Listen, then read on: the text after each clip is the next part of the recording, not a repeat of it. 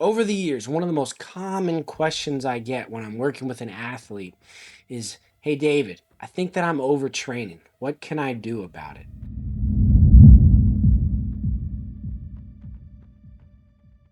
This is inevitable when you're coaching long-term programs for people through special forces selection, rangers school, best ranger competitions, marathons, ultra marathons. They're pushing limits, and sooner or later they're going to hit a rut where their recovery just plateaus and their performance plateaus. They just feel sore all the time. Their sleep gets disrupted. They get mood swings. And they just intuitively know that their training is not going in the right direction. Training isn't just a straight line to the top. There are going to be ups and downs, but it's what we do in those downs that is important. Most of the time, if we're following a good program that's just slowly ramping up, we're not doing too much volume. We can find 5 things or look at 5 areas that we're not doing enough of, or mistakes that we're making outside of the training or inside of the training, before we just have to dramatically reduce volume. And when we hit those 5 things, then if we know that we're perfect, then maybe we need to reduce a little volume and just take a short break and then ramp up again. So stick around, and I'm going to tell you the 5 things that you need to look at seriously before you just decide to lower your training volume. The first category involves sleep. Number one recovery tool. If your sleep isn't in line, you're just not going to be able to recover. It's when you sleep that your body is in a fully relaxed state. It releases growth hormones. It releases so many things that help rebuild your muscles and just get your mind and everything recharged. And our stress levels are the most important thing that go into quality sleep. If you are stressed out, it's going to be harder to fall asleep and stay asleep. Being stressed is, easier said, fixed than done, because it's easy to just say, hey, just be less stressed. But how do we do it? There's so many things. Having a positive outlook, being a glass half full kind of person where you see the benefits and just the upsides in all hurdles or difficult things that we encounter. Deep breathing techniques is a great one with very long exhales. These are scientifically proven to reduce stress levels. Just having a good work-life balance, being present in the moment, is so important. If you're constantly worrying about the future or the past and you're not enjoying the present, whether that's time with your family, just being grateful for being out in nature. Nature's another thing that is an amazing tool that's scientifically proven to reduce stress. If you're just inside all day and you're not outside in green nature, getting sunlight, it is going to be very hard to just beat low stress levels. And just making sure when you're sleeping that your environment is quiet and very dark. If you can't keep it dark, a sleep mask is great. Make sure to just wind down before the end of the night for a couple hours. Reduce your screen time. If you can't reduce your screen time, wear red light glasses to just signal that your body is getting ready to just go to sleep. So treat it important. Get 8 to 9 hours of sleep every night if you can, and if you're really pushing limits, you may want to take a nap as well. Not eating enough carbohydrates is such a common thing.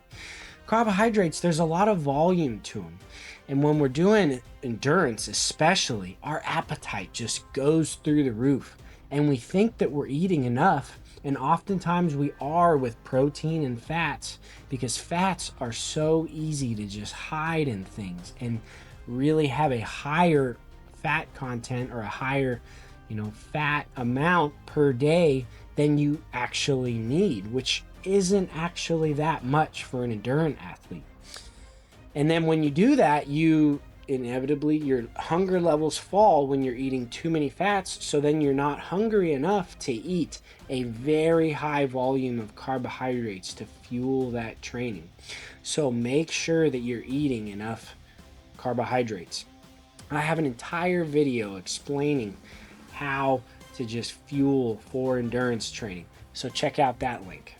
Number 3 is training too hard on easy days, especially in the base building phase when we're focusing almost entirely on low intensity nose breathing, conversational paces, and really just building an aerobic engine.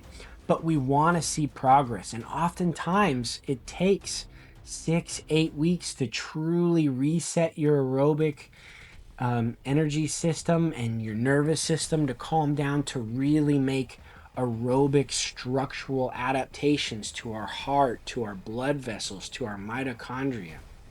And we're goal oriented, so we want to see progress to our low intensity paces, and we start riding that line that is just above low intensity, and then we start not seeing the benefits of low intensity and overtraining really quickly.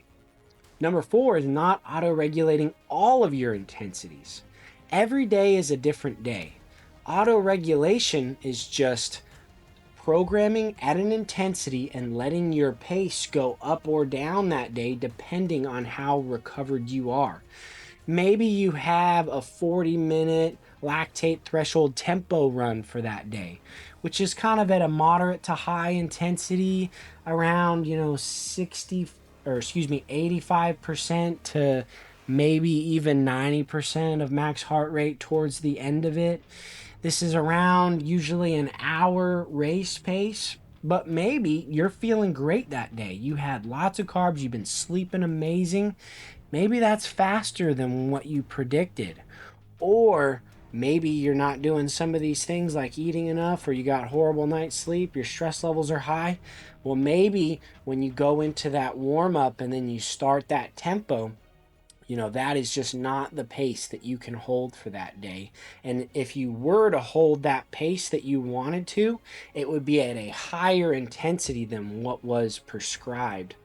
So on that day, you would want to just slow down a little bit, trust in the process, don't bite off more than you can chew, because certain amount of volumes are just achievable at certain intensities. And if we do too much volume at a very high intensity, that is a sure fast way to overtrain. So we want to be at the correct volumes of an intensity, not always a pace, when we're auto-regulating our training. So that just means going up and down according to how you're feeling and your recovery levels that day.